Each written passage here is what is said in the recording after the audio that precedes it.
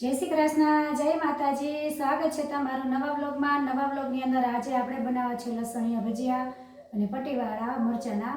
તો બધી વસ્તુની હાલો મંડી તૈયારી કરવા અને અંત લગી તમે વિડીયો જોજો કે કેવી રીતથી હું બનાવું છું।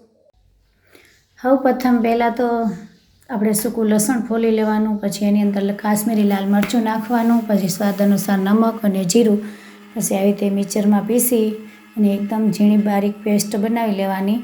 પાણી બિલકુલ નહીં નાખવાનું, નકર ઢીલું પડી જાય અને પાછી આપણે જે ચિપ્સ બનાવી છે ને એમાંય પાણી છોડશે।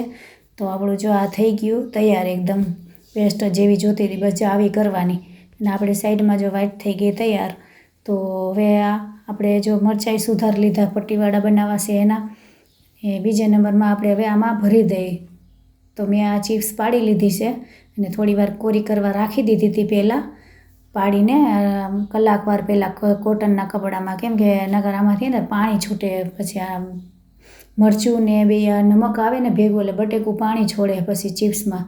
તો જો આવી રીતથી કરતું જવાનું, બે વચ્ચે પડમાં રાખી અને દબાવીને મસાલો બધો જો આવી રીતે આંગળી વડે લઈ અને બે પહેલાં જો હા એને એક લેવાનું ને એની માથે મૂકવાની, અને જો આવી રીતથી એકદમ પેક થઈ જવી જોઈએ। તો આપણી બધી થઈ ગઈ ભરાઈને એવી રીતે તૈયાર। સાઈડમાં મુકાઈ ગયું આપણે તેલ, એ તેલ આવી ગયું, પહેલાં બનાવી નાખ્યા આપણે પટ્ટીવાળા ભજીયા।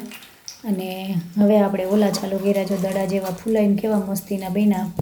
તો આ લસણવાળા ભજીયા જરૂર બનાવજો, અને એટલો મસ્ત એનો બટેકાની આ ચિપ્સ બે વચ્ચે રાખીને સ્વાદ આવે એની વાત નહીં કોઈ। તો તમે એને આ ભજીયા જરૂર ટ્રાય કરજો અને કોમેન્ટમાં કહેજો જે બનાવી લ્યો ને કેવા લાગે ને પછી કોમેન્ટમાં કહેજો। તો એનો કે પહેલાં ન કહે તો કાંઈ નહીં, પણ પછી કહેજો ખાઈને ઘરે જરૂર બનાવજો આવી રીતથી।